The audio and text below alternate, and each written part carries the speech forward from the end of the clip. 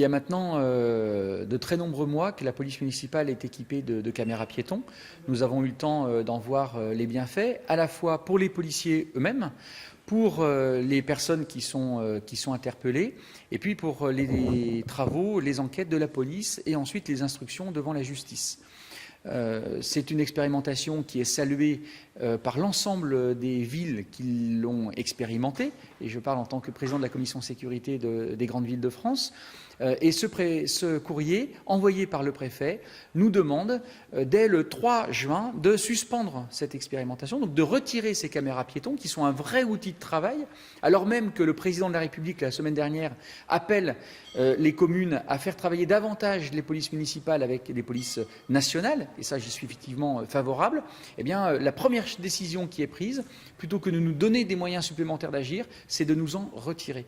Alors qu'on fasse un bilan, qu'on fasse un rapport sur les points positifs et les points négatifs, j'y suis évidemment extrêmement favorable, et d'ailleurs on va le préparer et le rendre au préfet, mais en aucun cas ça doit suspendre l'usage. Attendons les conclusions du rapport pour décider si oui ou non on les retire ou on les laisse.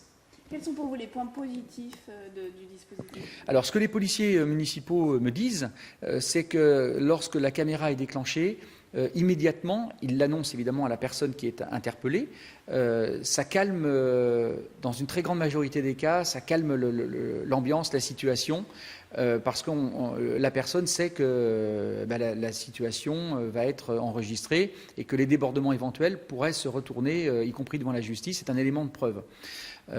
Et puis ça permet aussi à la police municipale, qui, comme la police nationale, peut être accusée parfois sur ses comportements, sur ses agissements ou sur ses paroles, eh bien, de pouvoir justifier de sa bonne foi grâce aux enregistrements de la caméra piéton. Donc c'est un bénéfice finalement pour tout le monde.